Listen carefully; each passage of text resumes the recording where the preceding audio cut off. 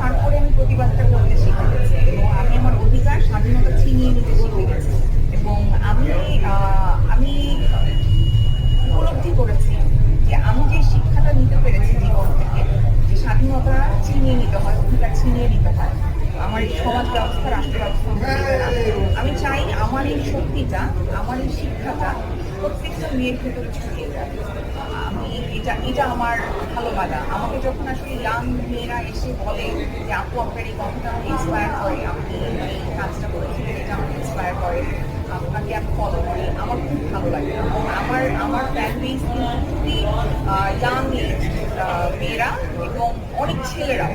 মানে মানুষ বেশিরভাগ সময় আমাকে ভুল বুঝে যে আমি মনে হয় ছেলেদেরকে পছন্দ করি না, এরকম না। সিগন্যাল করতেছে না, হ্যাঁ, অনেক পুরুষ আমার দরকার আছে।